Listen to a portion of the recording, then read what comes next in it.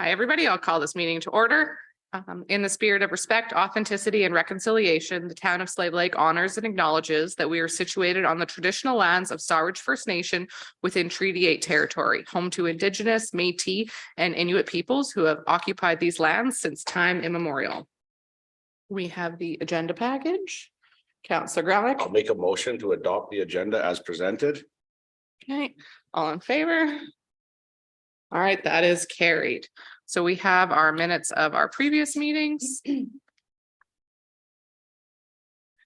Councillor Moallem. I'll make a motion to adopt the minutes from last week's meeting. You weren't there on April 4th. Yeah, the April 4th. He said last week's. Oh, last week. Last Oh, we're week, jumping sorry. around. Oh, Okay. okay, sorry. Oh, okay, sorry. I loopholed them back in here. Don't worry. Okay, I'll make the motion to adopt the April 11th meeting minutes. All in favor? Okay, that is carried. Councillor Adams. I'd like to make a motion to adopt the April 4th, 2023 regular meeting minutes. All in favor? And that is carried. Next up, we have our delegation. Connie, if you want to come here, just make sure you speak into the mic, and if you can say your full name and address for the record. We need to turn our mic on. Oh, there we go. Okay, Madam Mayor and Council. So cool to say that. My name is Connie Schultz. I am here representing my company 604508 Alberta Limited with regards to our business building at 609 Main Street Southeast in Slave Lake. It's just about a rezoning fee for that.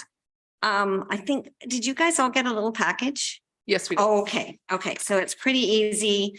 I'll just go through it. When we first bought the business, we had the land use bylaw, that's the 22-2007 one that allowed with discretionary uses, personal services. So we've always had a tattoo shop in there since we have owned the building, which you also have a development permit that we had for the tattoo shop. That was February 28th, 2018. I'm just going to skip now for a couple of years. There's been a tattoo shop in there forever. Now, I think we got this one first. So we got a letter that said you guys were doing some rezoning. And we were going to change us from regional commercial to downtown. And it has on here 609 Main Street Southeast as one of the ones that was getting switched to I think C1 Central or downtown commercial mixed use. There was a ongoing discussion of what was going to happen there. And that would allow personal services in there. So that was what I got in the mail. I didn't think anything of it because I thought that's great. That's what I had for. So I never really thought anything of it. And then we had a hairdresser, the Beauty Queen Salon wanted to come in. And at this time, this was still going on. So this is March, and this is about the same time that she decided to open her hairdressing shop. So Samantha Dick was the officer, the whatever the name is. She was the Lori then. The development Planning and development officer. There you go. So she was, she said that you guys weren't doing any discretionary uses at that time because everything was in the middle of being rezoning. So we couldn't open the hairdressing salon. So I was a little up in arms because I wanted to get it in. So I phoned and talked to David Kim, and he said, go ahead, it's going to get passed. You're going to be in the commercial, or you're going to be in the downtown zone. It says right on there. So don't worry about it. So I went ahead and let her do it. I told Samantha and went ahead and let her do it. And she has all of her stuff was sitting in Samantha's office. Like she had put all her paperwork in to get the permit. And I never thought anything of it because I just assumed that had gone through until she wanted this year she wanted to expand and they wanted to do a tattoo. Our tattoo artist left about a year ago, just after COVID. And so she wanted to get a tattoo. So she said, my daughter wants to do tattooing. Can she do it can we rent the space, the old tattoo place? I said, sure, that would be perfect. And so then she applied and they said, no, you're not zoned anymore for commercial. It's, or for personal services, it's only commercial or personal services in a hotel. So somehow that did get changed, but our building did not get changed. And so I don't know if that was just an oversight that our building wasn't included in the downtown, or if it was on purpose, but I didn't get any, I don't have any, like I keep all, as you can see, I've got stuff from 2007 here. I keep all my paperwork. I'm pretty good at that. So I'm not sure what happened. So what I'm requesting from council is I'm asking for that either to have it rezoned and waive the $1,000, like I don't want to pay $1,000 for something that I think should have already been gone through. So either waive the $1,000 and rezone us to the downtown commercial, like I think we should have been, or if you have the ability to for her to apply for the permit under what we are zoned at now, and pay the 150 fee. She's willing to pay her 150 fee, both for the hair salon and 150 for the tattoo shop, to be able to operate in my building. So I don't know what the next step is. That's what my dilemma is now. So she's kind of up in the air of what she can do. I mean, as it stands now, the hairdresser isn't even allowed to be in there. Right. And so when this all went through, when this all got changed, the tattoo place was still in there. So it got changed as the tattoo place. So that's why I have a hard time understanding why it wasn't still personal services. So I don't know, anybody have any questions or anything you need Questions from me? council? Councillor Adams. I have questions, but it revolves more around when the C2 zoning used to have personal services into it. It did get changed, had personal services removed from a C2, is my understanding on what happened in the process. And then it got moved to C1. You were never, in my understanding, slated to go to a C1. This March But seeing the 18th. downtown core, I think there was a proposal when they were talking about the downtown section, but then that got defeated. Yeah, it was still considered downtown or commercial, whatever you want to call it, but it still remained the C2. The problem I see on this is we've started spot zoning like crazy, and we've got C1s randomly peppered through the C2 zone. But the question I would have to administration would be why, just so I can understand, why did we remove personal services from C2? So if I may, we may be able to address that under business arising. I mean, the matter before you is really focusing on the $1,000 or the request of the delegation is looking for the waiver of the $1,000 for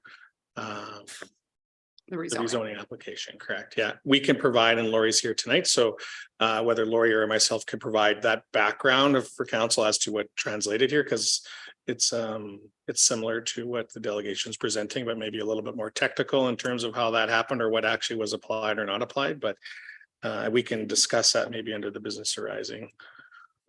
Okay.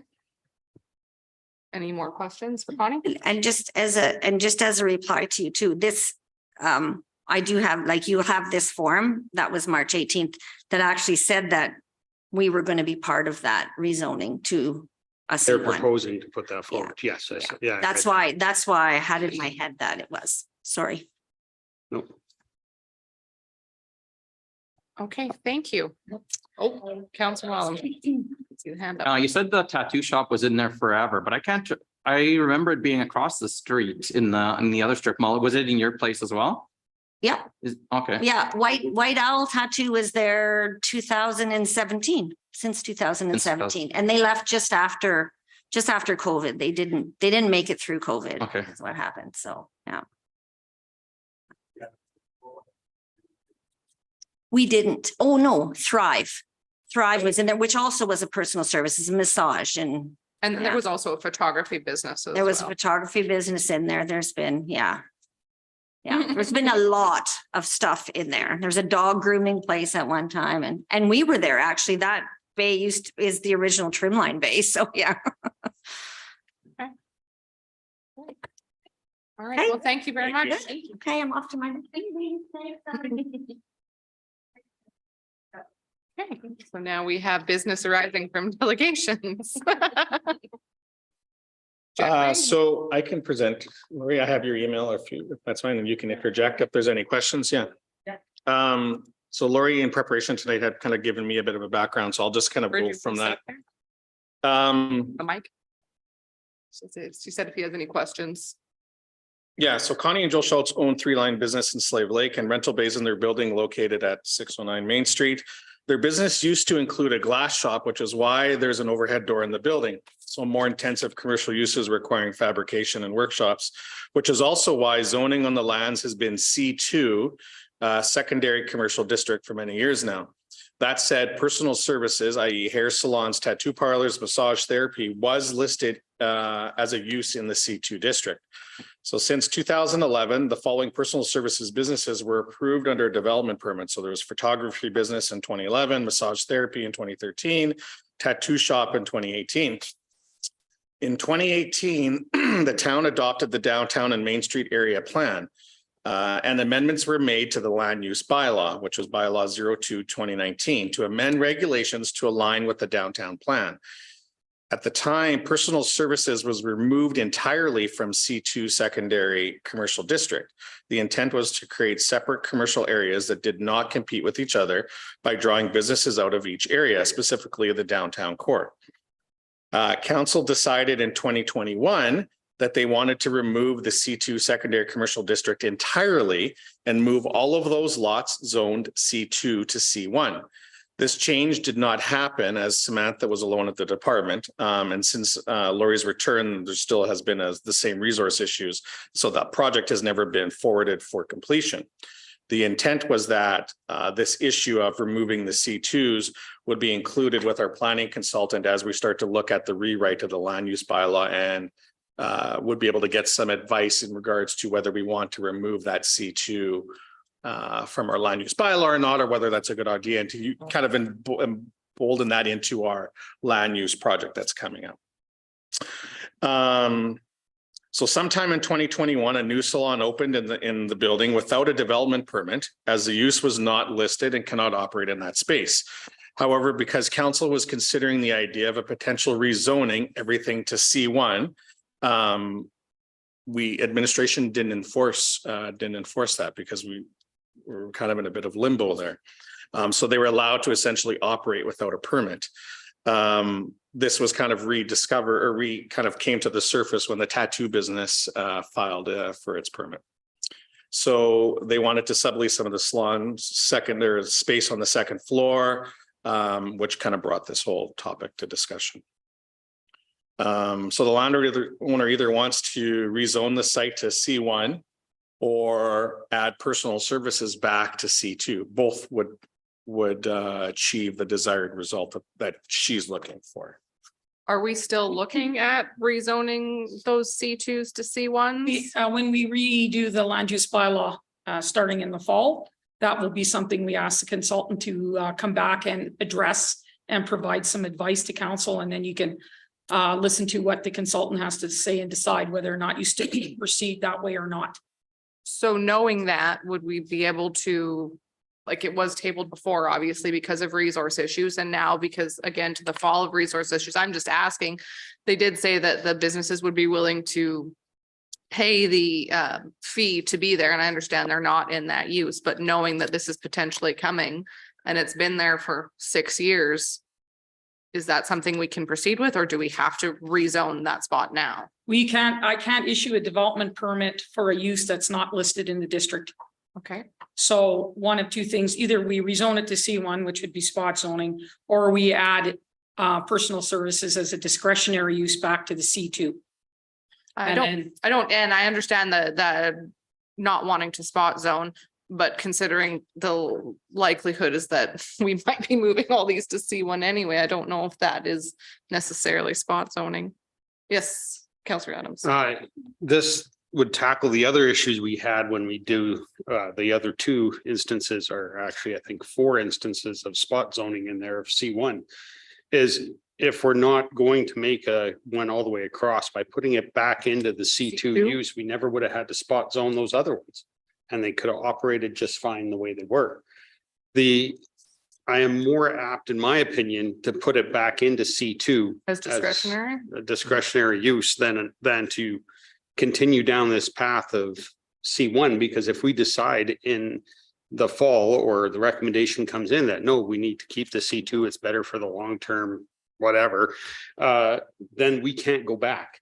So I personally am not opposed to adding it as a discretionary use.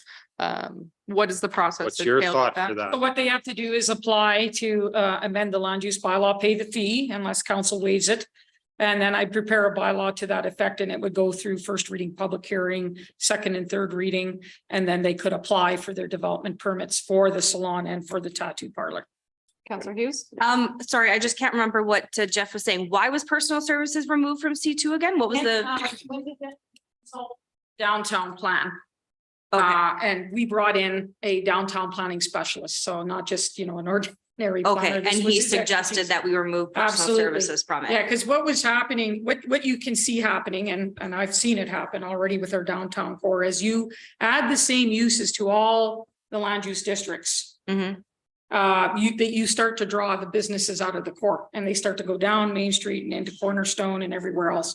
And what happens is you end up with at least one commercial area that's disadvantaged now, because you have all of the same uses that are occurring in all of your commercial. You could do districts. those jobs anywhere, yeah, or you can have those businesses anywhere. The plan was to strengthen the downtown core. Yes, that was. Right, and that's what the these intent. changes were made to address, So did we, this, so Okay. this, the You're hair. counteracting it. Been there since 2017. No, the salon went in 2021 without a permit. So pretend that we're totally against this, like, what are we're kicking them out of there kind of thing? No, they're considered actually, non-conforming. There's a use, they're illegal non-conforming because they don't have a permit to be there either. However, understanding the issues that were happening Yeah. at the time, that's why it happened. We didn't enforce because things were in limbo, and we didn't have the resources to proceed with the amendment that council had discussed at the time. So that's why we are where we are. Business, that, say it was a restaurant, had equipment, put it in there. Paid their, they were conformant, they conformed to everything, all of a sudden, we adopt a land use bylaw that. Change it. Yeah, and we change it. So what happens to that is if a permit is issued and the development is approved and it conforms with the bylaw of the day, and the municipality comes along and changes the bylaw, that's considered a legal non-conforming use. So that use can continue to operate for indefinitely. However, if the use ceases for a period of 6 months, then it cannot reoccur again. Anything else that would go back into the space would have to conform with the then. So it provides protection for those businesses that have gone through the right process, but we've changed the zoning after the fact. So you can continue to operate indefinitely. So what if they want to sell the business? As long as it's really not about ownership, it's about use of the space. So if it continues to be a restaurant, it doesn't matter. Yeah. There may be some, just to clarify a point on that though, there may be some issues around legal financing when it comes to a non-conforming use. Right? If the person purchasing realizes that there's that constraint on it, it does create some issues. Councillor Graham? I like Councillor Adams' zoning proposal, but so would we begin by waiving the fee so they could request that, or if we don't want to waive the fee, but I'm gonna make that motion, I want to waive the fee. Is that what we do first? Yeah, they have an application in and when I requested the fee, they didn't want to pay. So I said, this is your process, come to council. And if you would like to waive the fee, you can do that. Okay, well, I'll make a motion to waive the fee so they could proceed with the rezoning. There's a motion on the floor. Any discussion? Counselor Adams? My question would be, should we not then be getting a report from you? Yes, it will Based come on from- recommending what direction you would say we should go, whether it's going to a C1 or going to a Yeah. C2 amending or anything like that. I'll be recommending that they amend, I'll tell her that the recommendation will be from a planning perspective is to add the use as the discretionary to the C2. Now, if she doesn't agree with me and wants to come with a C1 rezoning, it's her application. And then you would have to decide the application when it comes forward. I believe she mentioned that she was comfortable with Either with way. either option. Yeah. And if that's, Jeff? Just back to the issue of the $1,000 and the reason why there's a fee associated to these sorts of tasks is related to the amount of time that administration needs to put to these. And so all I would advise is just to be cautious of that as we start to go down a precedent where we're waiving fees for a service that is heavily loaded on administration, that you will start to see more and more and more and more of these that you're going to be asked to forgive the $1,000 fee. So there's a purpose for that dollar amount associated to it. Counselor Adams? I was going to comment along the same lines is there was a process in place that took this from removing from out of the C2. It went through its readings. The amendment was done. There was notification sent out, I'm assuming, to everybody. Oh, there was a huge public consultation Yeah. process involved with the downtown So, plan. and then when this got passed, it would have been much like we do now for changing any sort of bylaw. So there was opportunity to be able to come forward and say if you agreed or did not agree with what was proposed. And it didn't happen. So I don't know if we necessarily say that we waive it because you didn't think to participate in what was there or were unaware of the fact that this was happening. Well, then you get to vote no when we vote. Just kidding. What year was that, Lori, again? 2021 is when the salon opened. No, when we, the downtown, 2018, we changed the downtown It was plan was adopted. pre-COVID, Yes. Yes. Yeah, pre-COVID. It was Oh. pre-COVID, but the tattoo shop was operating in there for 2017, 2018, and in when this occurred. Do you have any history of like what happened then with that? The building and the landowner, did they come forward complaining about this at the time or anything that they were gonna have to kick No. out tenants or? nope. Okay. Counselor Hughes? Councilor Bradley. Counselor Bratton? No, I'm good. Okay, there is a motion on the floor. Is there any further discussion? So the motion was to waive the $1,000 fee. All right, call to question those in favor. All those opposed? That is carried. It's ready to count with my hand. Oh, you were shaking your finger. at No, me. that was the first time that we've had not all in favor. Sorry, had to count there. So that is carried. All right, moving forward, reports and new businesses, joint school servicing site, West End Extension. That's back to this you, Lori. You should have stayed there. For some reason, I thought there was another report I thought ahead of me, I so thought it it was, I zoned thought out it there. was you, then I wasn't sure. Sorry about that, yeah. Okay, this is quite lengthy and I will go through quite a bit of the detail for the benefit of an update as well as our new counselor, Moellem. So the purpose of this report is to obtain a direction from council with respect to a development agreement with 561477 Alberta Limited and Legacy Development Inc., the developers, for an extension to service the west end of the joint school site. They are the applicants and the landowners, and the subject property, the new plan number is Plan 0825812, Block 4, Lot 10 SR. So I'll just give you a little bit of history. On December 13th, 2007, the town of Slave Lake entered into an agreement with the developers with regard to registration and servicing of a new joint school site. As part of the development agreement, the developers were required to ensure that both ends of the school site, so the west end and the east end, where the Catholic school is situated, were serviced with all the required municipal infrastructure, being water, sanitary sewer, lot drainage, power, gas, cable, access and approaches, and a road. This included, again, the required road to the west end of the school site that doesn't exist at this point. What else can I say? The development agreement gave them 5 years from the date of the agreement to service the school site. They were required to provide security and an encumbrance in the amount of 1.582 million was entered registered against the lands described as Plan 942, 1864 Lot A. And as part of the approval for that development agreement, we were also directed by council to review the security being held for the development every 2 years. And the reason being is that it was all encumbrances. There were no letters of credit. On January 12th, we reviewed the security again, and it was determined to be adequate. On February 5th, the developers applied for their first extension, and it was approved by council for the servicing of the west end of the site to December 15th, 2017. In 2015, we reviewed the security again, and it was determined at that time that we no longer had enough security to cover the costs of the infrastructure that had to be developed, which based on a land education valuation, the land was worth 3.017 million and the site servicing was 2.5. So after we compared the both, we realized there was sufficient security in the value of the land, so the encumbrance remained. And second extension was applied for on September 24th, and the developers at that time were requesting a 20-year extension. On November 10th, council agreed to approve a second extension to the deadline for municipal improvements to December 31st, 2020.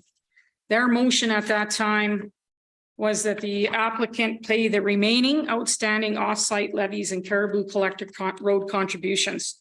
That they pay for the preparation and registration of the new agreement, pay all costs associated with the registration of the encumbrance documents that were required for the security. Council at the time required the payment of the offsite levies and Caribou Collector Road contributions at the time because there was insufficient security being held to cover those levies. How much was that The levies were 580 some thousand. for the offsite levies and the Caribou Collector Road? Yes. I don't have the exact value, but that's right. Call in it the park. 580? Yeah, so the third extension request came on September of 2021. Administration prepared a report and presented it to council. On October 20th, the town sent a letter to the developer requesting an update on the servicing on the west end of the school site. Gordon Ferguson sent me an email and he advised that they were looking for a 5-year extension. We also at that time reached out to both the school divisions to see if the High Prairie School Division could give us a more definitive time in terms of the need for a school site. So on December 2nd, we met both the developers and Jody Frowley from the High Prairie School Division. Mr. Frowley indicated that they weren't concerned with an extension for servicing of the school site at that time because they hadn't been notified yet that from Alberta Education and Alberta Infrastructure that a school project would be proceeding. So based on that meeting with the High Prairie School Division, the developers then changed their mind and requested a 10-year extension. At that time, the 2020 cost to construct requisite municipal infrastructure. So on October 14th, I spoke with Jeff Feder, Associated Engineering, to review the cost to construct the municipal infrastructure in 2020 dollars. And he came back and said there was a slight increase and the cost was still right in around 2.5 million. We also had a security review done of the security being held because there's multiple encumbrances on multiple parcels of the land, and they're re-encumbered for the highway commercial developments as well as the school developments. So there's 2 developments, multiple encumbrances. So I wanted it thoroughly reviewed by our legal just to be sure that I could report accurate information. So the security being held for the school site is an encumbrance 755 for 1.582 million and encumbrance 397 for $1 million for a total of 2.582 million for the school site. And then there's also an encumbrance for the legacy highway commercial lands, which is encumbrance 682 for 1.144 million. for a total of $3.726 million. So the legal counsel, Lauren Randa, came back and he indicated that the encumbrance 397, that's the $1 million registered for the school site.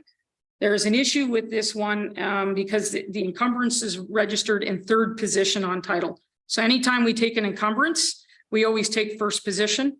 This one's in third position, and the issue with that is if there's ever a problem, those items that are issued in first and second position get the money, and we may or may not, depending on what happens there. Mr. Randa also reviewed the security value for lot 15. And there was some uncertainty respecting the valuation of the lot and the 397 encumbrance. Because it's based on basically a 2015 market appraisal that was prepared by Landucation, so nothing current.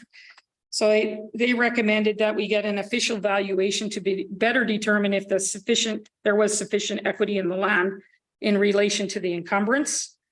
In the event that the official evaluation indicated that there is not enough equity in the lands or in the event the outstanding obligation for the highway commercial agreement remain, which they do, we recommend the town require the developer to provide additional consideration, additional security and consideration of the second extension. Mr. Randa also comes back and says that he's urging the town to require an LOC or irrevocable letter of credit rather than an additional encumbrance. If possible, they are recommending this, replace the encumbrance. A letter of credit is a better form of security and is typically payable upon demand and is not dependent on the market value of land, which changes over time. We also recommend the town continue to monitor the cost to complete the obligations that remain outstanding to ensure the amount secured by the encumbrance or any other security will be sufficient to cover the expenses the town would incur. Offsite levies and Caribou road charges. And while in the process of providing information to our lawyers with respect to the current security review, so we're still talking about in 2021 or 2020. We were asked by the lawyers if the offsite levies and Caribou charges have been paid. This was as per council's November 10th, 2015 motion. We did a thorough review of our planning records, land race records, and our financial records in Diamond. We were unable to locate the payment for these levies. We reached out to the developer and requested that they research their records to see if they could provide us with a copy of receipt. Again, in January 2021, we reached out again for a second time, and we were advised that the records were in storage and they did not have access to them. And to date, we have no evidence that the money has ever been received, so it's considered outstanding. Note that this was a requirement of the council's November 10th, 2015 motion, and somehow it was overlooked, but it remains an outstanding obligation with respect to this development agreement. So if in consideration of that, there is now a shortfall in security to cover the offsite levies and the road charges, not including the change in the assessed value of the lands and the cost of construction, which we only know about in 2020 values. So, and then with respect to legal costs, as per policy, the planning department sent several emails to the developers advising that any costs incurred for our legal counsel to amend old agreements or prepare new agreements and encumbrances, as well as registering those on title, is the responsibility of the developer. This is a policy. In an effort to ensure costs remain low as possible, we also checked to see if we could utilize the existing agreement format to reduce costs, and we request cost estimates be provided before the work is commenced. Should be noted that historically the town has not charged the developers for the legal review of security or the administrative time to process the extension. They've only been charged for the cost incurred for the actual drafting of agreements, encumbrances, and registration of same. So on September 7th, council, this report was presented to council, and their motion of council on September 7th was to approve a 5-year extension to December 31st of 2025. The service the west end of the school site conditional to the developers entering into a new amending agreement with the town All outstanding offsite levies and Caribou Collector Road charges paid immediately. The 797 encumbrance for $1 million be replaced with an irrevocable letter of credit, and all costs associated with the preparation of the required agreements be the responsibility of the developer. So October 20th, a letter was sent to the developers with respect to this motion. Now, the remainder of the information that's in the report is what was requested that council requested administration to provide. On December 3rd, we received a letter from the developers outlining their concern and shock with respect to council's motion. And so I'll address the developers' concerns as they're listed in their letter. The MR for the joint school site agreement, the developers indicate a meeting was held with the High Prairie School Division, who indicated that they had no issue with the 10-year extension, and that's correct, they did not.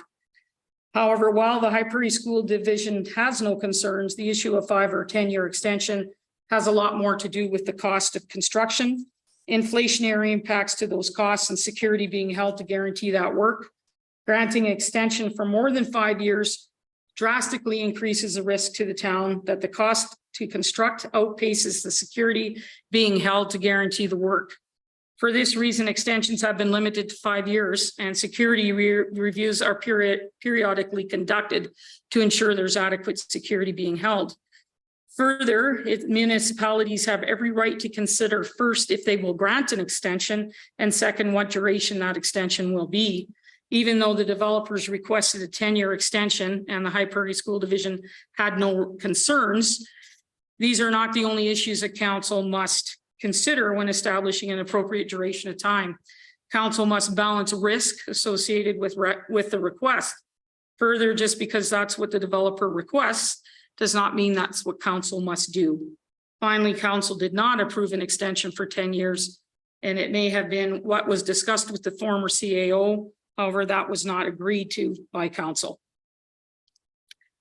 Legal costs for drafting the agreement in accordance with the town's policy. Recovery of legal costs policy for the drafting of a development agreement. Administration did obtain a quote to have the development agreement drafted with respect to this extension, and the developers were advised of the quote, as well as the town's policy that we would cover the first $1,500 of those legal costs. This policy is not new and has been in place since 2006. And as such, the developers have been responsible for these costs for past development agreements and extension requests.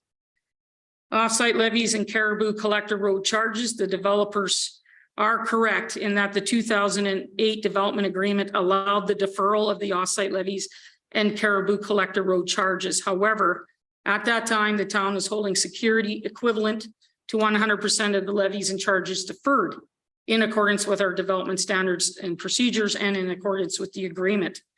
In 2015, the developers requested the second extension to construct the necessary municipal infrastructure, and council passed a motion requiring that the Caribou Collector levies and offsite levies be paid as there was insufficient security at that time. Finally, the 2008 development agreement has expired and subsequently replaced the development agreement with a development agreement in 2013 and yet another agreement in 2015. The terms and conditions of all those agreements have lapsed or expired. However, if we were to reference any terms, it would be those of the most recent agreement and not those of the original agreement because they no longer apply. Any questions so far? Nope. Caribou Collector Road contributions fixed rate. I cannot attest to the discussion talked about in the letter with the mayor about fixing the contribution for the Collector Road. And further, I can't find any reports or minutes that speak to this. So I'm not sure. I can't speak to it because there is no record of that discussion in council minutes or in reports in the past. So this is what was discussed in the letter by the developers. Full urban standard Caribou Collector Road. As you can see by the history of the Caribou Collector Road charges, which is attached to this report, council made the decision in 2003 to require this road, a major collector, to be developed to a full urban standard. Council revisited the standard again on the request of the developers in 2007 and 2008, but held to the full urban standard. And during those frequent requests of the developers to go back and revisit the matter again and again, council considered refunding the contributions collected from the developers and returning the responsibility to construct the road back to them.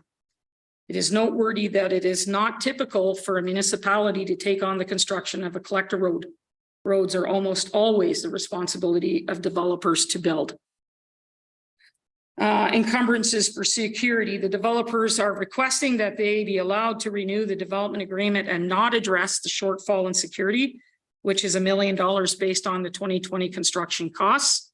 The planning department is recommending, as part of our due diligence, that a review of construction costs be undertaken with Jeff Fetter Associated Engineering to determine the current value of the shortfall in 2023 dollars.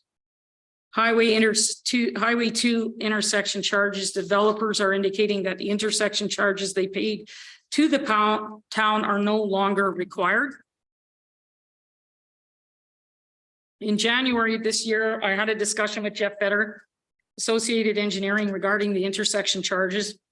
He indicated that the intersections within the town, including Highway 88 and the Highway 2 intersection, have not been constructed to the ultimate design that would be necessary and required by the province. As such, this obligation has not been met. And at some point in the future, the province will be requesting the town pay for required upgrades. Further, we have not been advised of a policy change on behalf of the province that would relieve the town of that obligation to pay for any upgrades in the future. The developers have been informed in the past in writing that if the province advises the town will not be required to pay for the intersection upgrades, all those developers who have contributed will be refunded the charges they paid. However, until then, the town will continue to collect and hold these funds to pay for future upgrades. Municipal reserve requirements. The developers state in their letter that the mayor was in conflict and would not approve their subdivision unless they gave up municipal reserves for the school site. Which mayor? I believe it Ray Stern. Okay. Municipal reserves are required, a requirement established by the MGA. They're also addressed in our municipal development plan. The MGA requires that all land developers who undergo subdivision must provide a dedication for MR. Our MDP requires a cash in lieu, 10% cash in lieu or land dedication. In addition, longer range plans such as our South Expansionary Structure Plan should and do plan for future school sites. In doing this, all statutory plans guide developers, the public and municipalities with respect to where future school sites will be and what form of MR dedications may be required in order to get that school site established. Finally, the MPC is the subdivision approving authority and not the mayor. The MPC makes decisions on subdivision approval and what form of MR dedication is required of the developer. And if it is a land dedication, they will determine what lands will be considered for MR. Further, the MGA also establishes strict criteria around MRs that are taken as land dedications for school sites. This is to ensure that the site is actually developable. So we cannot accept as a municipality lands that are wet or low or anything else like that. It's got to be suitable for development of a school. The MPC's decisions with respect to previous subdivisions approvals and MR dedications are guided by the MGA, the MDP, and the South Expansionary Structure Plan. The MPC made the same decision to defer MR requirements where these developers are concerned for many past subdivisions. This was done intentionally to ensure that there was sufficient land accumulated and deferred MR dedications to get an 18-acre school site, which was planned for in these area structure plans. Cash dedications for the most part for MR were not accepted by the MPC for these developers as we were planning for a long range school site. In accordance with the town's statutory plans and applicable legislation, it was legal, appropriate, and well within the authority of the MPC to require land dedication when it did. In summary, there was nothing suspect, unusual, illegal, or inappropriate about the MR dedication and the MPC's decisions around them. I understand that there is a big financial obligation to service the school site, But that obligation is directed and driven by provincial legislation and not by the town's policies specifically. Further, the developers have been aware of the obligation since 2003, when public consultation was taking place for the adoption of the South Expansion Area Structure Plan and the future school site was being planned. Okay, additional information that was requested by council. We did get a legal opinion regarding the former CAO's verbal commitments. So we asked Lauren Randa from Brownlee LLP, and that opinion letter is attached to the report. On December 3rd, the developers sent a letter to the mayor and council expressing shock at the parameters of council's motion. Mr. Ferguson and Mr. Vanderwell indicated that the former CAO, David Kim, made verbal commitments to them regarding the development agreement and other requirements. And as a result, council requested we get a legal opinion. Mr. Randa goes on to say, in our opinion, the former CAO did not enter into a binding verbal agreement with the developers. This is simply because the former CAO did not have the authority to enter into agreements without first obtaining council approval. Our CAO bylaw number 15/2016 gives the CAO authority to negotiate agreements, but not to approve. Therefore, we recommend that the town inform the developers that it will not agree to amend the development agreement, and it is not bound by any representation to amend the agreement in a manner suggested by the developers and the former CAO. It follows then that we are also of the view that the town is well within its right to remain steadfast to the terms of the motion. Amending agreements generally, Mr. Randa says we would be remiss not to comment on the benefit of a formal amending agreement process. In our experience, formal amending agreements provide a clear background and understanding of a matter. The recitals to an amending agreement explain why an amendment is necessary in the first instance and sets out the parties' understanding as to what is required moving forward. This is important where there have already been amending agreements, which is the case for this particular development. The benefits to a formal amending agreement are entirely lost when a development agreement is amended as suggested by the former CAO. Therefore, even without the clear authority established by the CAO bylaw, we would still recommend the town requires a formal amending agreement be entered into with the developers. He does provide you a potential legal case for negligent misrepresentation on behalf of the developers against the town, and indicates that he does not feel that there is a good case for that either. So conclusion and recommendations, it's their opinion that the town is not bound by the former CAO's representations to the developers respecting a handwritten amendment to the development agreement. It is our opinion that it is difficult to determine how a claim of negligent misrepresentation against the town, should such a claim be advanced by the developers, would be successful. Ultimately, we recommend the town advise the developers of the formal process established by the CAO bylaw, and that the town does not agree to take the former CAO's comments to council, and the council motion requesting a written amending agreement remains. And then there was some additional information on the development agreement. We were asked, administration was asked if the development agreement that we had prepared by Brownlee in 2020 is the same agreement as exists with the developers that was entered into 2015. It is. However, if we're making any changes to the security, we will have to make some slight tweaks to the agreement so that it can be utilized. History of the Caribou Collector Road charges, I provided you that in detail. You requested history on the Collector Road and a chronology of events, and it's attached. It's important to note developers have been aware of the requirement to pay the Caribou Collector Road charges since 2003, when the 22 lot subdivision in Glory Land was approved. As such, the obligation to pay charges has been captured in each of the development agreements with the developers since that date. They were also aware of council's November 10th, 2015 motion. As on November 19th, 2015, a letter was sent to the developers advising that the offsite levies and Collector Road charges were due.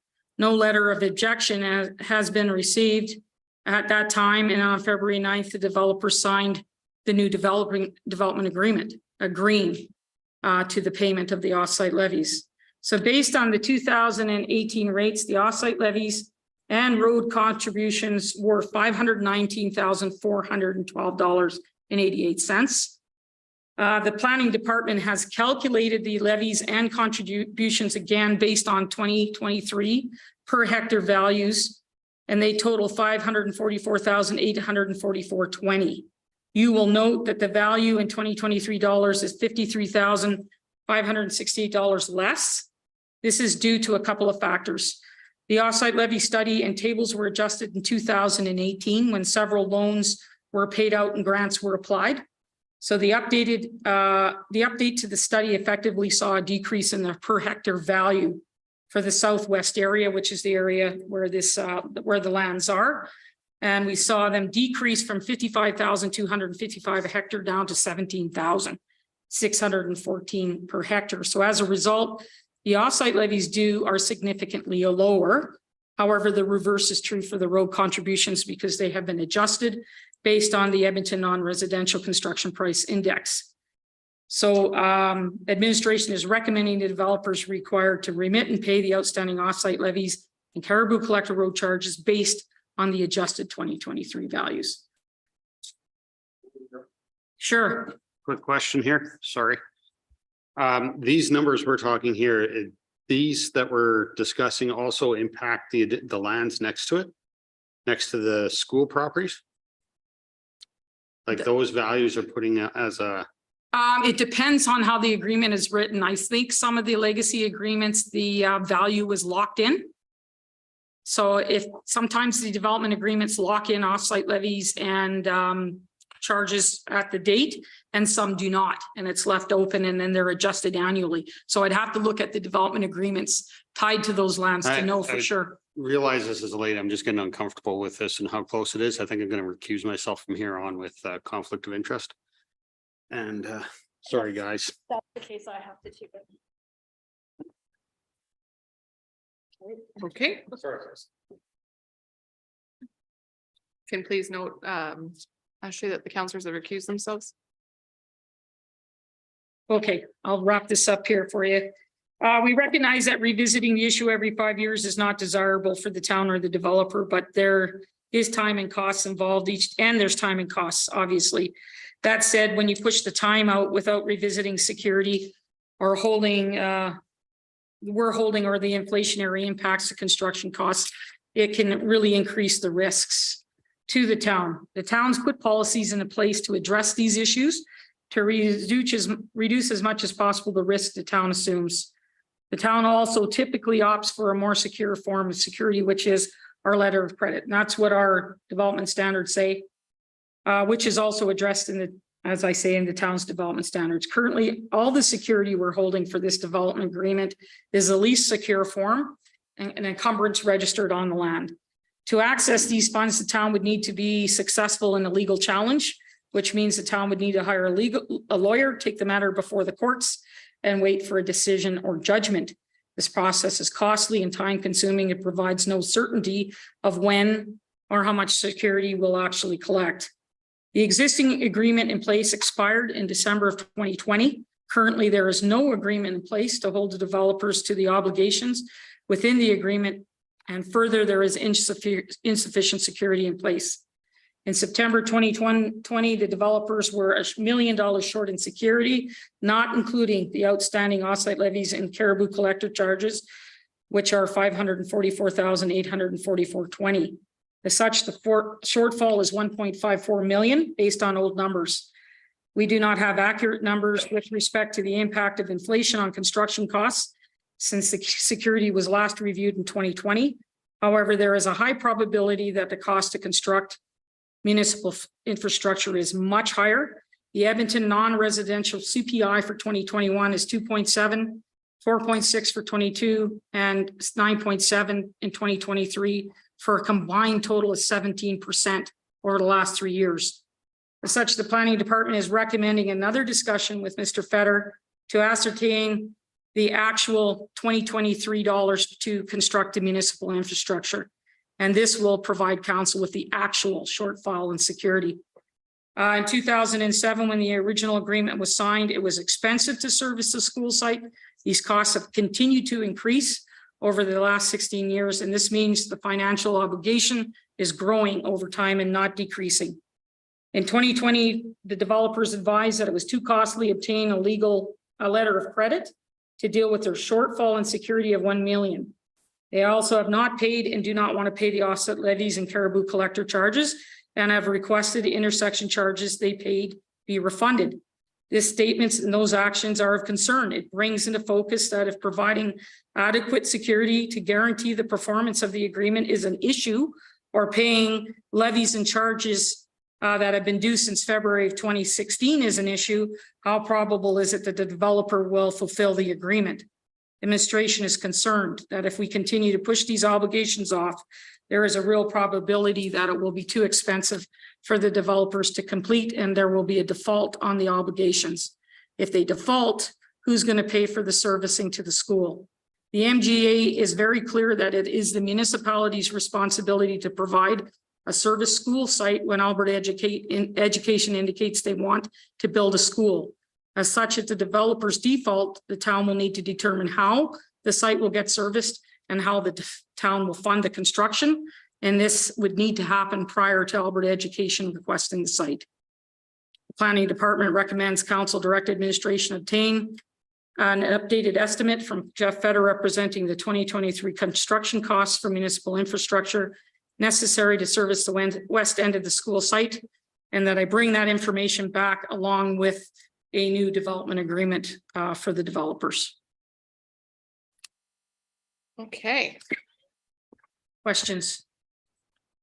You need some water. Any questions from council? So, sorry, yes. Councillor Hughes.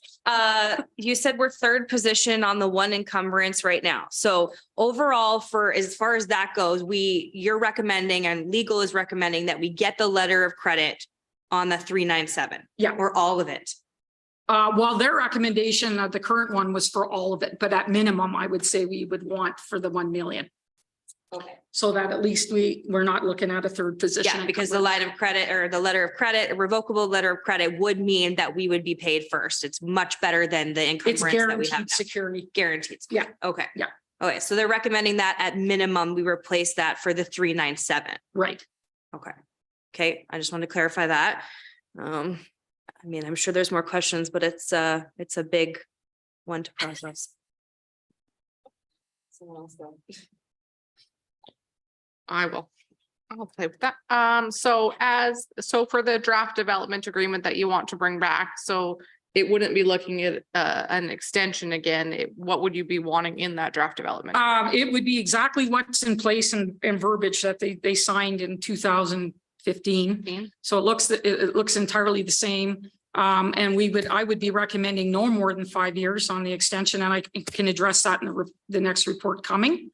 Okay. I would also recommend, if I can be bold about it, I would recommend that at this point, the council puts a drop dead date on when they anticipate they want, and what that means is we'll give you 5 more years, but no more extensions after this. So.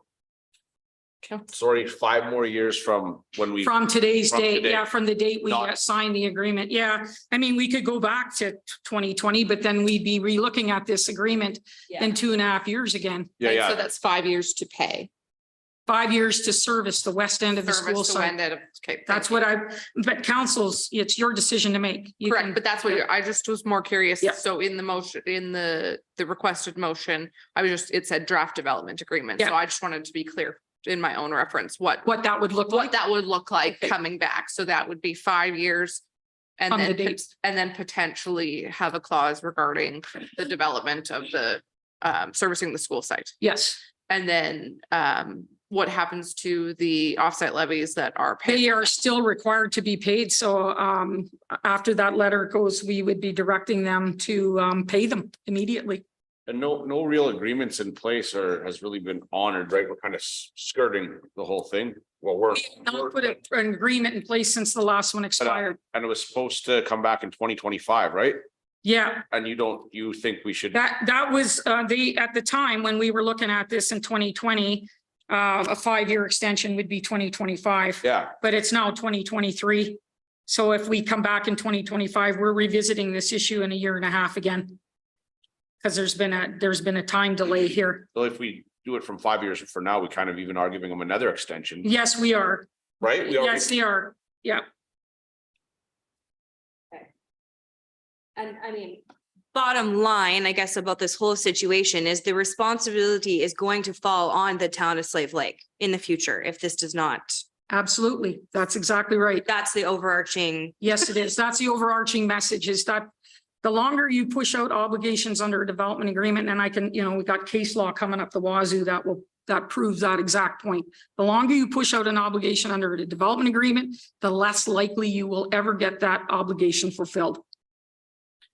I have a question about the offsite levies. So before the 2015, this is going back, was the development agreement, was that as they sold the lots, they would pay? the Yes, there offsite was a levies? triggering event there. Yeah, if they sold the lots or I'd have to go look. There was like 3 clauses under the triggering event, but that's basically That was when it the would happen. original agreement, Yeah. is that Yeah.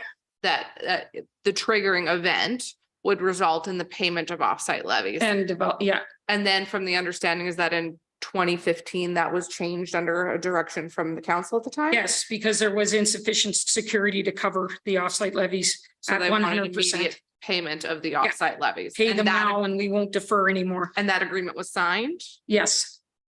Yep, they signed the agreement but didn't pay the levies.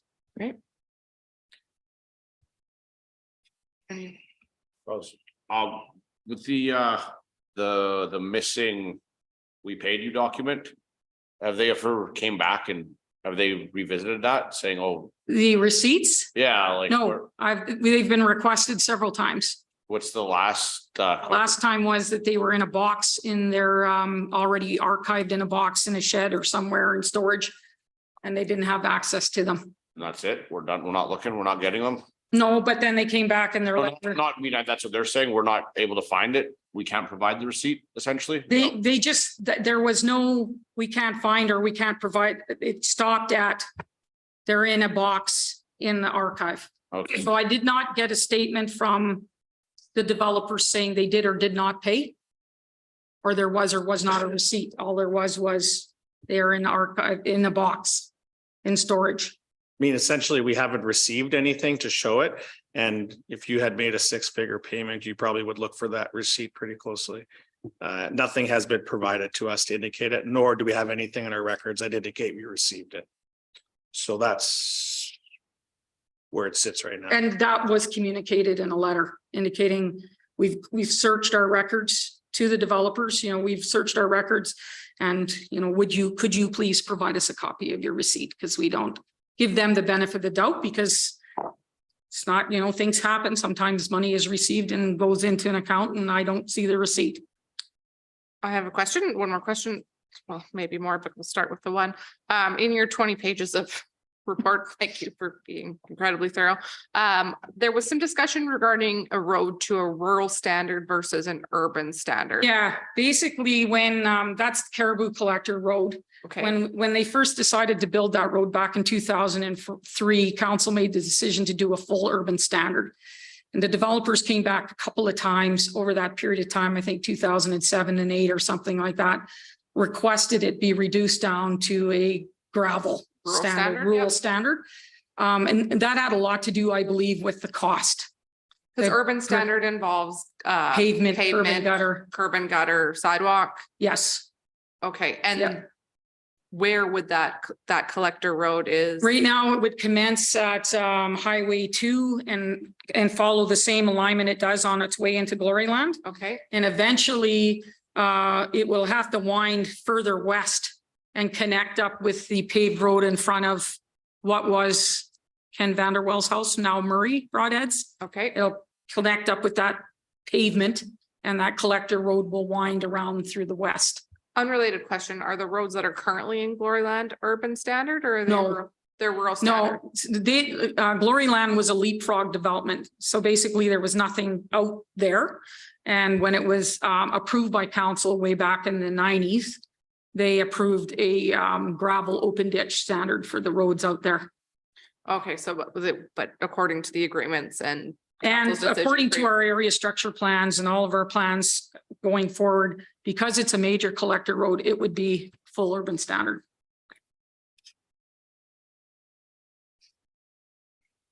Questions? No.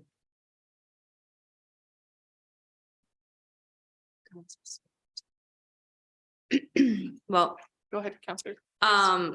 I mean, I think I would feel comfortable making the motion that you are requesting in terms of you seeking, you know, the new cost estimate in $2023. You know, of what it's going to be, and as well as the draft development agreement. I think that's a good jumping off point, I guess, in kind of picking this back up and moving things forward. Thoughts from fellow council? So there's motion on the floor. Any discussion at this time? Counselor Moreland, You can read it. I, call to question those in favor. And that is carried. Great. Lori, you're up next again. Yeah. Should I should? Yeah. These guys. Oh, yeah, hold on one moment, please.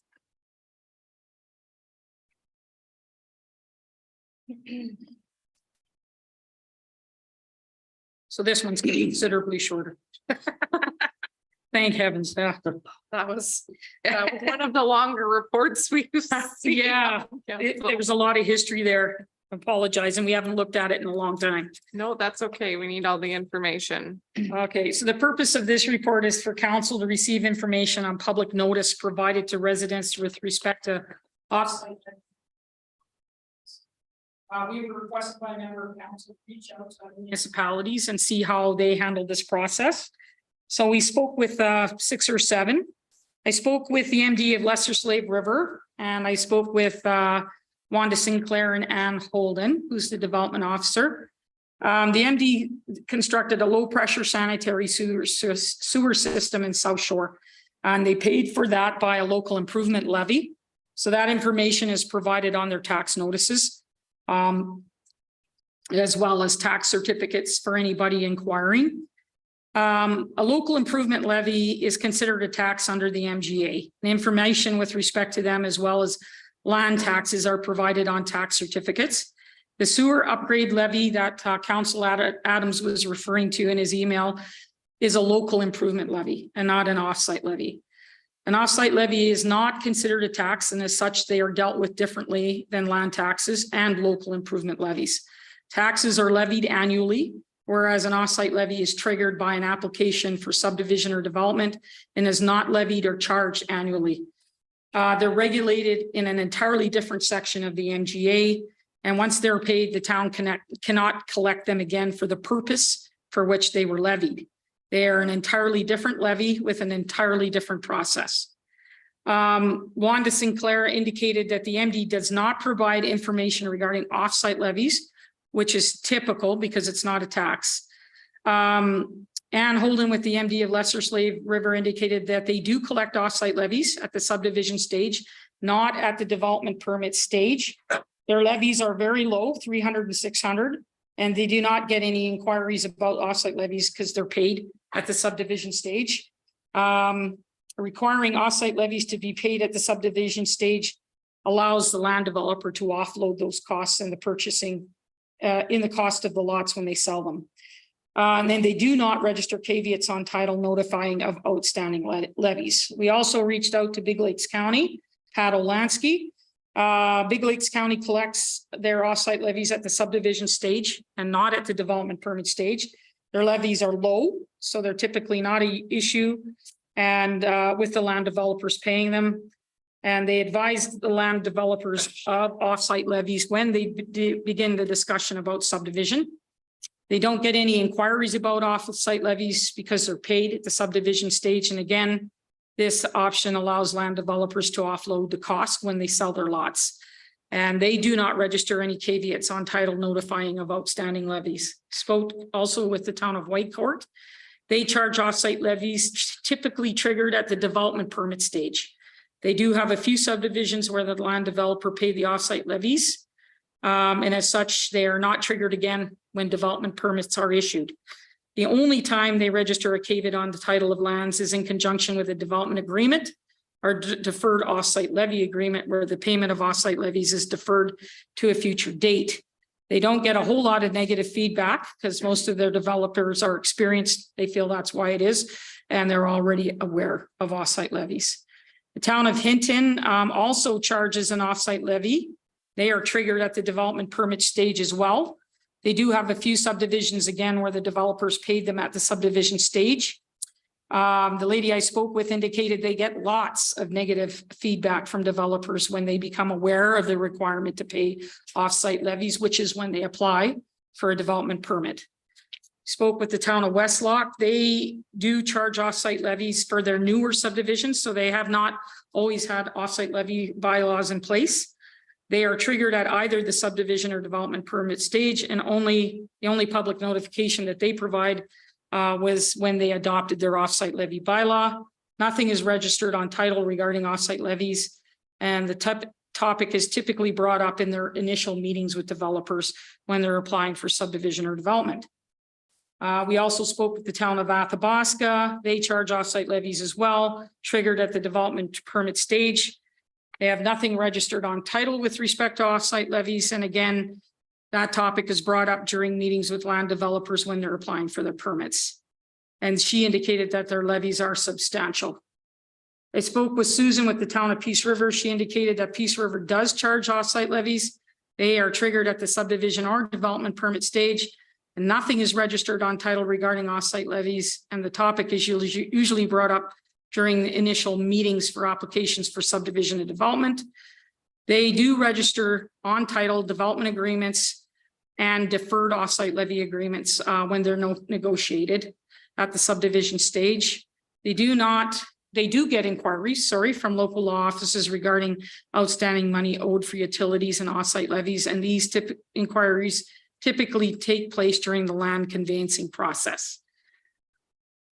Some additional information, tax notices and tax certificates. The MGA provides regulation under section 334 for tax certificates.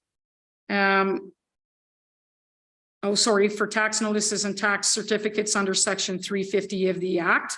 Neither section of the MGA allows the inclusion of offsite levies or developer conclusions, which is likely because they're not, they are offsite levies and developer contributions and not a tax. So I've given you the sections right out of the Act, which section 334, which gives you the information that goes on a tax notice, and section 350, which goes on a tax certificate. Section 391 of the Act deals with local improvement levies, and they're usually utilized when council undertakes a project with a greater benefit to a smaller area than the whole municipality of the town, within the whole municipality, and that is to be paid in whole or in part by the tax imposed under that division. Section 648 of the MGA deals with offsite levies, and section 650 of the Act allows a municipality to require as a condition of a development permit that an applicant enter into a development agreement with respect to an offsite levy. Our offsite levy bylaw is 29/2016. Section 3.5 states that unless otherwise agreed upon, the offsite levy is due and payable prior to the endorsement of a subdivision approval for the developable land or the issuance of a development permit. This section means that offsite levies are not triggered until these events, and as such is not considered outstanding or overdue, even though they may not have been paid previously. Triggering events, there is an opportunity here to redefine the triggering event in our offsite levy bylaw to applications for subdivision only. If the town did this, offsite levies and developer contributions would be paid at the subdivision stage and not delayed to the development permit application stage. In this option, the land developer would cover those costs instead and would be able to offload the cost of the levies and charges to the purchaser in the price of the lots within the subdivision.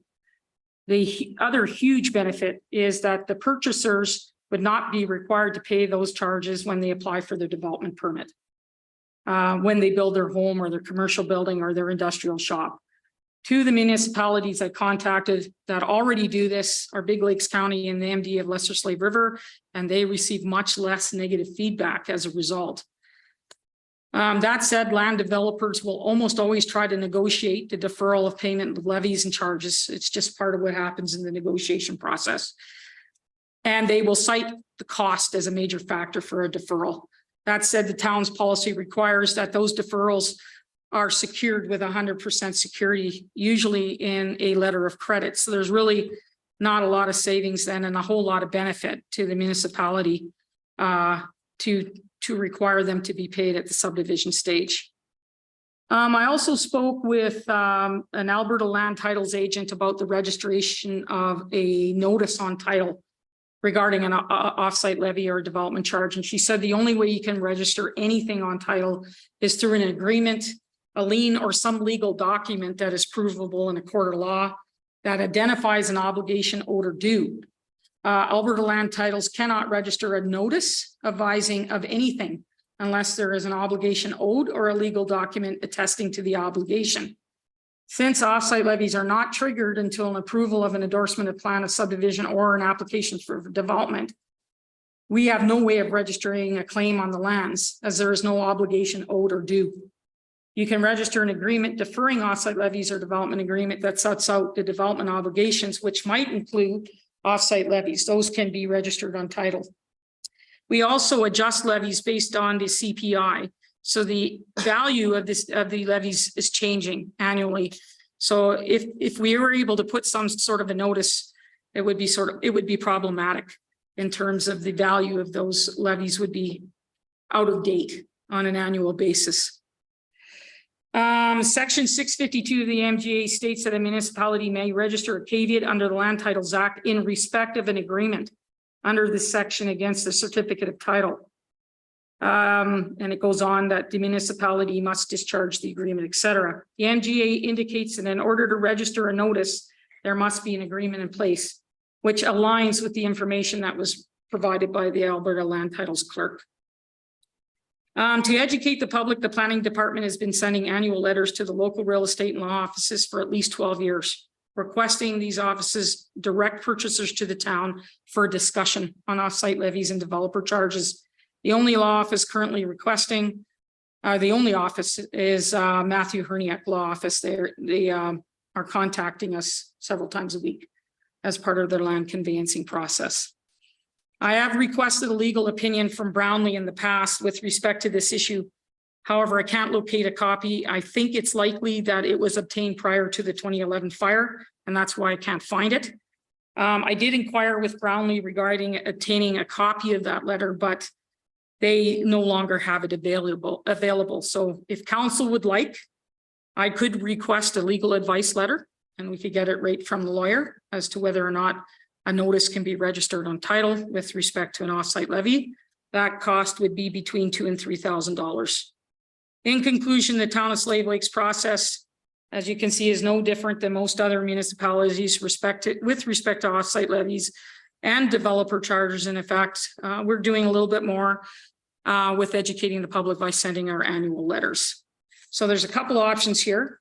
Option one, revisit and amend the offsite levy bylaw and change the triggering point for the payment of offsite levies and developer contributions to the endorsement of the subdivision approval stage only. Option two, we could get a legal opinion from Brownlee regarding whether the town is able to register a notice on the lands. And option three, there's no change to our process, which is status quo. For many years, this has been an issue, this public notice regarding offsite levies and developer charges, which is why we started the education campaign. We understand how frustrating it is. We talk to these people firsthand, and I can't imagine what it would be like to get that notice that you have to pay offsite levies and development charges when you're in the process of planning your development. And I can see how very easily those costs can derail a project. This is an age-old discussion. It's been going on since I've been working for the town. I guess I'm aging myself here. And in my opinion, the most effective solution really is to change the triggering event in our offsite levy bylaw. What you need to know though is that any subdivisions that have already been approved, we wouldn't be able to change that triggering event. So for vacant undeveloped lands, we would still be requiring the payment of off-site levies at the development permit stage, but eventually, and I don't think it would in the too distant future because there aren't that many lots. We would catch up with that and we would see an end to land developers who come in and draw a development permit being required to pay these levies and contributions. Questions? Okay, so Councillor Randall. So I'm a fan of option one. These are complicated, complex, levies. The average Joe does not understand them. And then when they get that letter, it's a huge shock. And like you said, it very well derails development all the time. I see it all the time. Yeah. So if we just stick it to at the developer stage, I think that's the way to go. Because I know we switched it, the other one a bunch of years ago, where it used to be like if you were to have a residential lot with a house on it, the house was 1975 and you've lived there for 30 years, but you wanted to build a garage this year. And there used to be offsite levies applicable to that. And we thought that was ridiculous at that time. So we Yeah, there was a policy change basically saying that we defined which developments would trigger right. on developed lots, and that policy is still in place. Yeah. Yeah. So I think this extra step is the way to go. Councillor Adams. Do you feel this would alleviate us missing that charge like we did in the one off Main Street? One on Main Street. Are you talking about the The lane? $90,000 that we let go through? We had to waive? On the school development? The government of Alberta That wasn't an didn't- offsite levy. That was a developer, that was a lane contribution. And yeah, exactly. That if it would have been paid at the development stage and not deferred to the development, when the subdivision was taking place, it would have been paid already. Thank you. Yeah.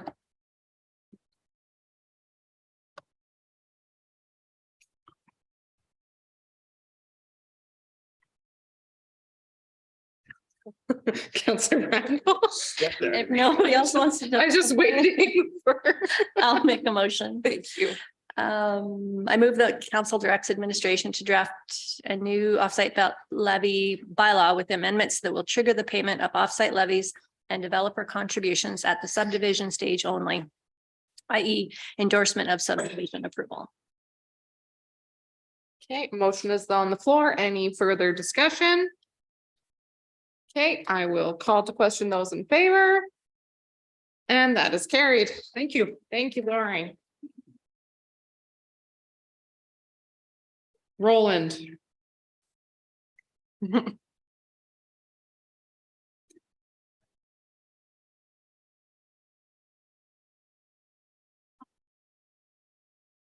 Great. Good evening, your worship and members of council. I have 3 reports tonight. The first is just to go over the checks over $50,000 from January 1st to March 31st. Not as exciting as the last 2 reports, so. There have been 17 checks or EFT payments in excess of $50,000, totaling $1.6 million. 5 operating expenses, including contributions to the Slave Lake Airport, Wildfire Legacy Center, the first quarter RCMP invoice, and Central Square for financial software, as well as a requisition to the Lesser Slave Lake Regional Housing Boards. There have also been 5 payments made for capital projects, and the remaining 7 checks are all related to payroll expenses totaling $424,000. And attached to this report is a list of all the checks and the vendors there. And with that, is there any questions?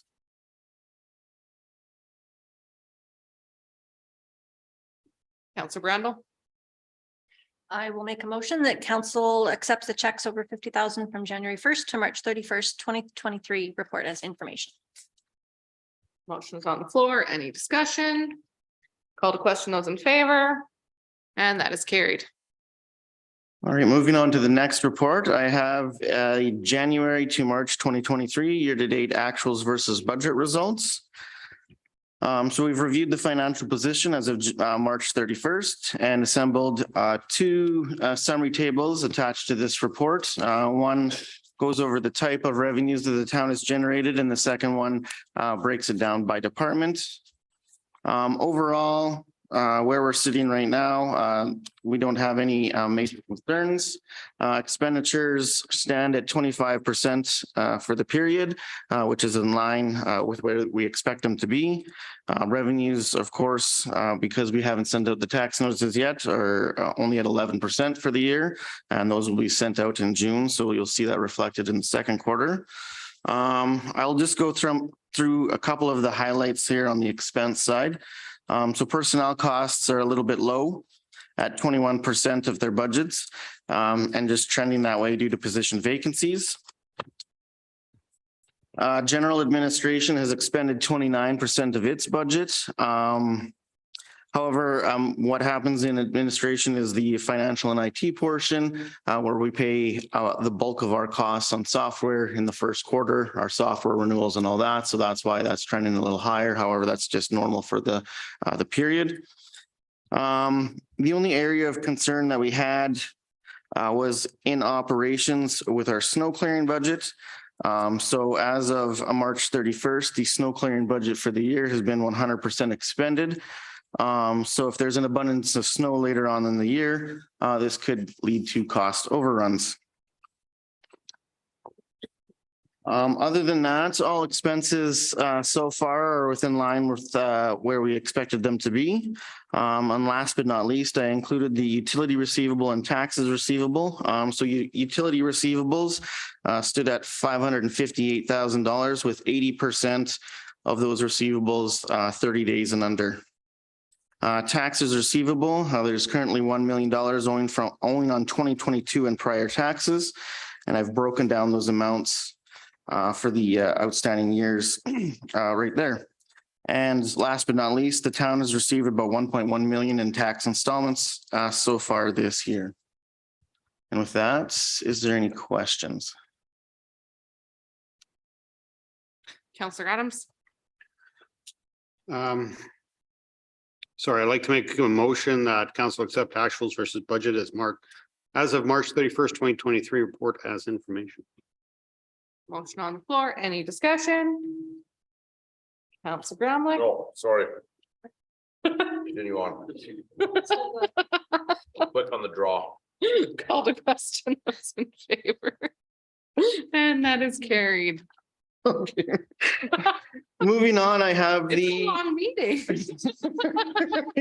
I lose it a bit. I've prepared the supplemental assessment bylaw for the year. So if a municipality wishes to require the preparation of a supplementary assessments for improvements, council must pass this bylaw. This bylaw must be in place before May 1st in the year. And so we have done supplementary assessments dating back for as long as I can remember, which, you know, isn't that long, but so we've just prepared it again this year. Just a little bit of background here. So the amount of money that we receive kind of bounces between $2,500 and $15,000. So it's not a potentially massive influx of money, but it is still nice to have in place. That has definitely declined since the fire rebuild, where we were getting $40,000 to $80,000 a year, but it's still a revenue that we've budgeted for nonetheless. And attached to this report as well is also just kind of a little bit of a process, an example of how the supplementary taxes kind of kick in and how they work when there's construction and the construction's completed, and how that's added onto the roll. But with that, is there any questions on that? Counselor Adams? Beat you to the draw, Ally. I'd like to make a motion that supplementary assessment bylaw 10-2023 receive first reading. Call the question. Those in favor? That is carried. Counselor Wallem, I'll make a motion that supplementary assessment bylaw number 10-2023 receive second reading. call the question. Those in favor? And that is carried. Counselor Hughes, I move that council gives unanimous consent to give supplementary assessment bylaw number 10-2023 third reading. call the question. Those in favor? And that is carried. And Counselor Brandel, I move that supplementary assessment bylaw 10-2023 receives third and final reading. call the question. Those in favor? And that is carried. Thanks, Roland. Thank you. Cal, you're up.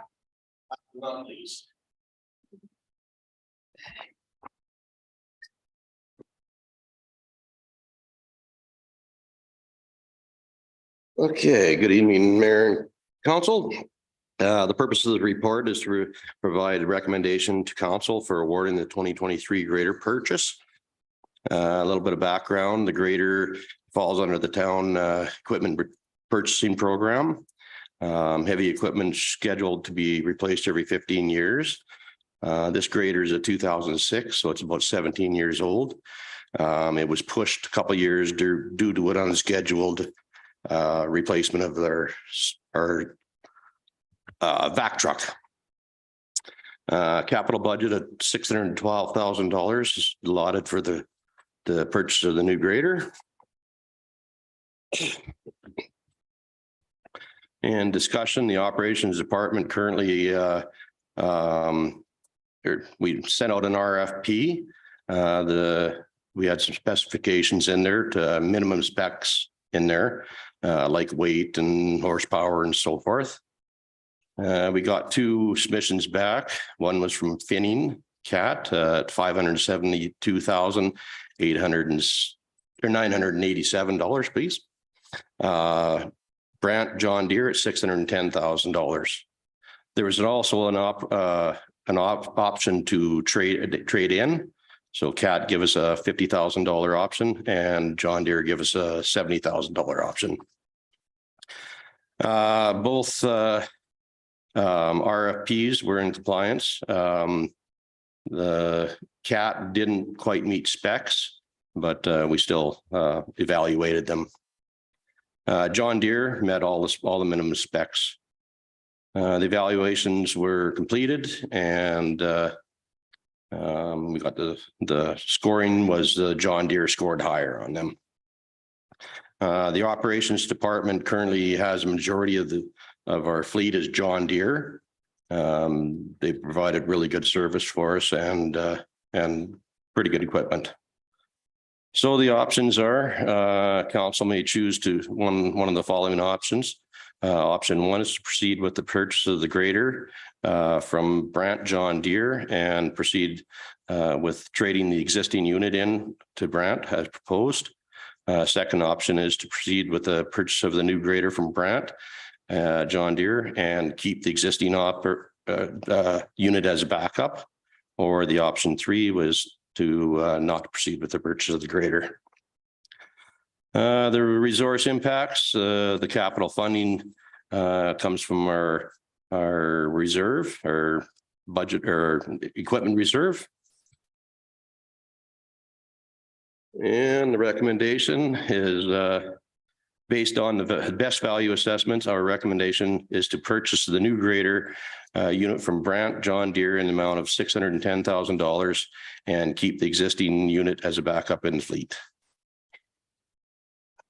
Thank you, Cal. Any questions for council? Counselor Adams? You're just too slow, Ally. Yeah, you got a hand up first. I guess my question revolves around the choice to keep the grader. How does that impact us as far as our ongoing maintenance for that? Because I understand it's because it's not as reliable as it once was, obviously, and why we want to get a new one. But over trading it in, why would you make that choice? So we were just thinking with everything that's going on with snow removal, we were thinking about maybe keeping it for an extra year and see where it comes next year. Now the trading value is $70,000. but market value is fairly good these days on used equipment. So we're just thinking we'll keep it for an extra year and see if we're going to be doing anything different in snow removal next year. Keeping it as a backup, we wouldn't run it all the time, so there'd be very little maintenance and stuff like that, so Councillor just an McCollum? option. I'll make I'll move that, Your microphone, sorry. It's the new grader unit from Brandt John Deere in the amount of $610,000 before GST and keep the existing unit as a backup unit in fleet. A motion is on the floor. Do we have any further discussion? Yeah, sorry, Cal, what was the delivery date of the cat one? The cat was, they originally said it was going to be quite a while, but he came in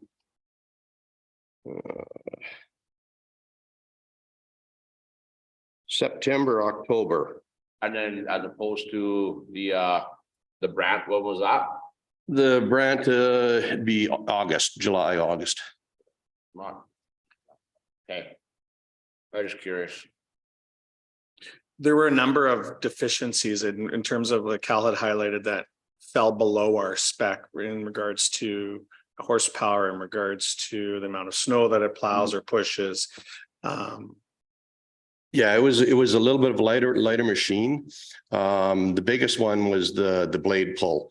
So blade pull is basically how much material you can grade or move before the tires start to spin out. It's 13,000 pounds difference. I So feel like that's, then if you're going off your the grading system, if they're to come in at the same time, but it doesn't meet our technical specification, it would have passed it anyway, and we'd be grading to buy the one you don't want that doesn't meet our standards. Which is Right. why the recommendation is before I. Oh, yeah. For the. Yeah. That's right. I put the spec out as minimum specs. I also met with both salesmen and went right through the spec, and cat come in a little light. So. Okay, cool. I was just wanted some more knowledge in it. Continue with your motion, ma'am. I was just gonna comment that I think having a backup is important right now. I know that in discussion on what the public felt some of the deficiencies were with regards to snow removal, a lot of it had to do with some equipment downtime. So to have a backup, even if it's not the newest machinery, but if we can get some things moving, I think that's positive. So if there's no further discussion, I will call, oh, there is. Go ahead. My counterpoint to yours is, I don't necessarily agree with that. I understand the idea here to keep it for a year. But to keep a unit that requires a higher maintenance doesn't make sense down the line once we replaced it. I don't mind if we have a timeline in it, but if it's an indefinite thing to keeping our older equipment, I think it bites us in the end. It'll be very expensive. I 100% agree with that as well, but I think in a transition year or also seeing, anytime you get a new piece of equipment, it's definitely under warranty. So I would like to see how that does. So I'm fine with a year as well. And then we can assess if we need more pieces of equipment or not, or if the one is sufficient. I mean, obviously, any decisions regarding any significant repairs would be based, against the cost of the Budget. replacement and budget that's approved and the value of the equipment, right? So, if we've got a grader that's, worth $70,000 or $80,000, we wouldn't be probably sinking $100,000 into a repair at that point in time, right? So, the other thing is the lion's share of our shooting happens during the winter. And so the importance on that or any sort of change in service level would greatly benefit from the potential to have 3 graders potentially operating. Our ability to contract out grader service is iffy at best.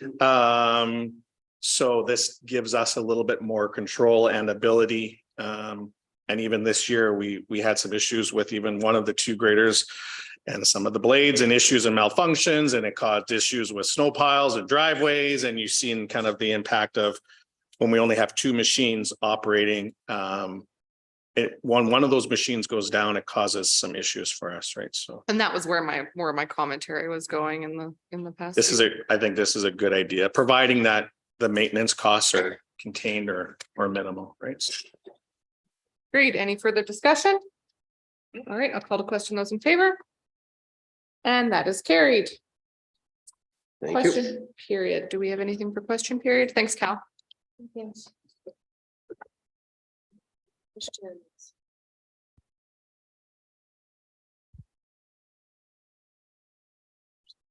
Okay, we have no questions. Counselor Adam? Okay, Counselor Adams always has questions. Good question. Okay, we'll move forward then to State of the Lake. So State of the Lake is going to be replacing our Mayor's Corner moving forward. The idea behind it was just a bit of a refresh with that we would hear from multiple members on council regarding to updates during the past week, things they would like to acknowledge. Basically this is the time to bring it up because the councilors have definitely the best pulse on the community as to what's going on. And I do know that Councillor Moallem has something to share. I just want to wish a happy Eid to our fellow Muslim community here in Slave Lake. These are the last couple of days in our month of Ramadan. And if you're not familiar with the month of Ramadan, Muslims all over the world refrain from eating, drinking, smoking during from sun up to sundown. So we're in our last number of days. So I do want to wish a happy Eid to the Muslim community and their families. So that's the first one. Also, I want to acknowledge Volunteer Week, which is April 16th to the 22nd. In Alberta, we have a whole number of volunteers in our community that are so important to us. I think that I would definitely like to acknowledge all of them. The coaches, I think that's what strengthens especially the rural communities. So I definitely want to make sure that that they are acknowledged this week. Awesome. Anything else? I was just gonna make a motion to go to closed session. I will call question. Those in favor?